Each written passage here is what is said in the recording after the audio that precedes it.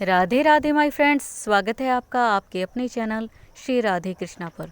Friends, कैसे हैं आप? आई होप आप जहां भी हैं बहुत खुश हैं, एकदम स्वस्थ हैं, मज़े में हैं, आनंद में हैं। फ्रेंड्स, आज मैं आपके साथ शेयर करने जा रही हूं हमारे कान्हा जी की नटखट सी प्यारी सी बहुत ही अनोखी सी लीला। लीला को आप ज़रूर सुनिएगा फ्रेंड्स, पूरा सुनिएगा। उम्मीद है आपको ज़रूर पसंद आएगी और साथ में बहुत सारा आनंद भी। तो फ्रेंड्स, बात द्वापर युग की ही है। ये उस समय की बात है जब हमारे कान्हा जी, हमारे ठाकुर जी श्री राधा जी से मिलने के लिए, प्रिया जी से मिलने के लिए वेश बदल कर जाते थे, रूप बदल कर जाते थे। कभी मेहंदी लगाने वाली का रूप, कभी चूड़ी बेचने वाली का रूप, इस तरह अनेकों रूप बदल कर जाते थे। तो ये उसी समय की बात है। वहाँ पर बरसाने में एक गोपी के बेटे की शादी थी, तो कान्हा जी को मिल गया बहाना और पहुँच गए मिलने श्री राधे से। वह कैसे? सुनिए। गोपी के बेटे की शादी थी तो गोपी के घर गए और कहा, अरे गोपी, तूने श्री राधा को शादी में नहीं बुलाया? तो गोपी ने कहा, कन्हैया, हम है ना बहुत गरीब है ना, इसलिए मुझे थोड़ा अजीब लगा कि अगर श्री राधा जी यहाँ आएंगी, प्रिया जी यहाँ आएंगी, तो मैं उन्हें कहाँ बिठाऊंगी, उनकी कैसे खातिरदारी करूंगी, हम तो बहुत गरीब हैं, इसलिए मेरी हिम्मत नहीं हुई। तो ठाकुर जी ने कहा, हमारे कान्हा जी ने कहा, ठीक है, पता है तुम्हें श्री राधा को बुरा लगेगा जब उन्हें पता लगा तो गोपी ने कहा, अब कान्हा तुम ही बताओ, मैं क्या करूं, इसका कुछ हल तो बताओ। तो फिर कान्हा ने कहा, हाँ गोपी, हल तो मैं बता सकता हूँ। तुम ऐसा करो, अब अपनी बहू को, जो तुम्हारी नई बहू है, इसे श्री राधा जी से मिलाने ले जाओ, किशोरी जी से, तो शायद वो तुम्हें क्षमा कर दें। तो गोपी के मन में ये बात जच गई। उसने कहा, हाँ कान्हा, तुम ठीक ही कहते हो। तो कान्हा ने कहा, सुनो गोपी, पहले अभी मत साथ लेके जाओ तुम्हारी बहू को, नई दुल्हन को, पहले तुम आज्ञा तो लेकर आ जाओ। अगर कहें प्रिया जी तो तुम साथ में लेकर चली जाना अपनी बहू को। तो गोपी ने कहा, हाँ तुम ठीक कहते हो कान्हा। तो कान्हा ने कहा, हाँ हाँ अब जाओ। तो गोपी प्रिया जी से आज्ञा लेने के लिए उनके निज महल पहुंची, जहाँ वह रहती थी बरसाना में। तो वहाँ जाकर श्री राधा जी से उन्होंने कहा कि श्री राधा जी, मैंने अपने बेटे का अभी विवाह किया है। तो प्रिया जी ने कहा कि हाँ हाँ गोपी, बहुत अच्छी बात है, बहुत खुशी हुई सुनकर, हमें नहीं बुलाया? तो गोपी ने कहा कि मैं आपसे क्षमा प्रार्थी हूँ, हम बहुत गरीब हैं, इसलिए मेरी हिम्मत नहीं हुई आपको बुलाने की। तो किशोरी जी ने कहा, वे तो बहुत करुणामयी है, उन्होंने तुरंत उन्हें क्षमा कर दिया और कहा, कोई बात नहीं, नहीं बुलाया तो इसमें क्या हो गया, अब तुम अपनी नई बहू से तो मिलवाओ हमें। तो गोपी ने कहा, जो आज्ञा, मैं अभी बुला कर लाती हूँ। तो किशोरी जी ने कहा, हाँ हाँ जाओ।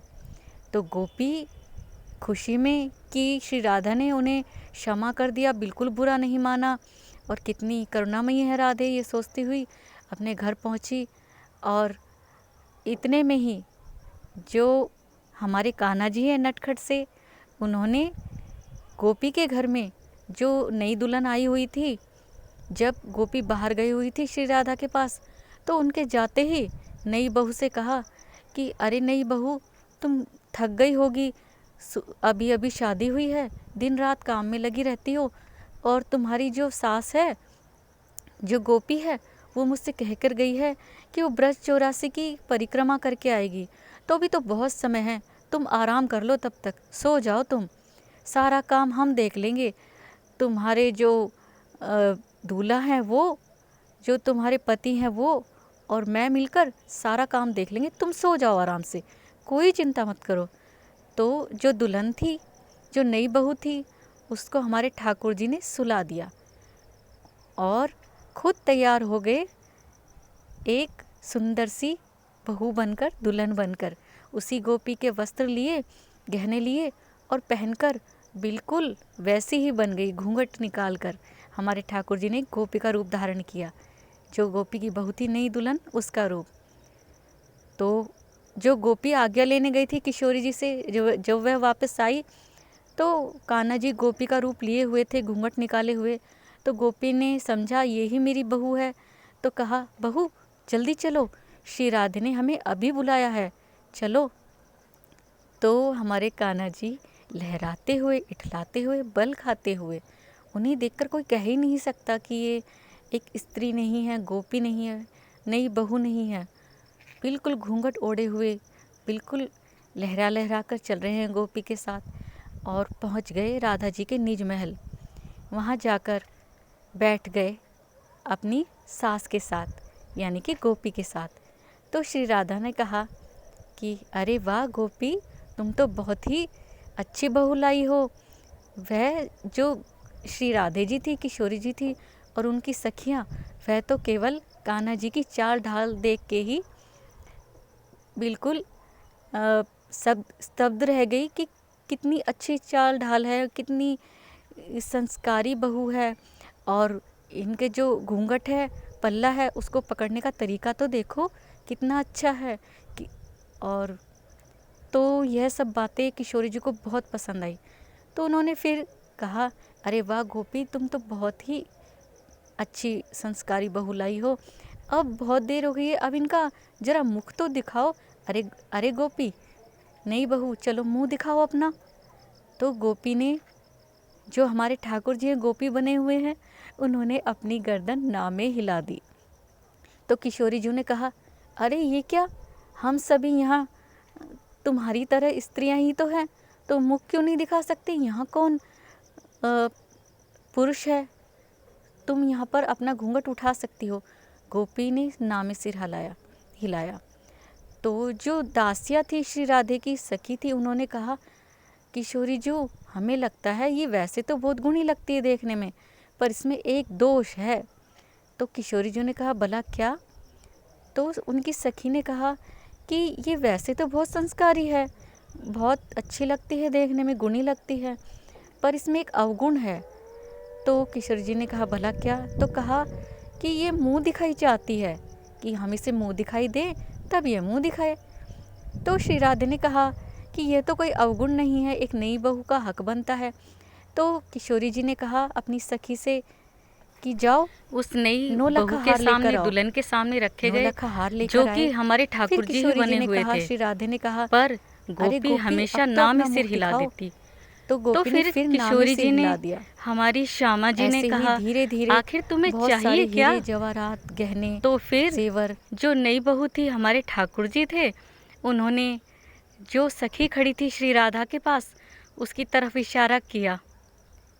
तो सखी ने कहा कि नहीं श्री राधे, ये कुछ कहना चाहती है।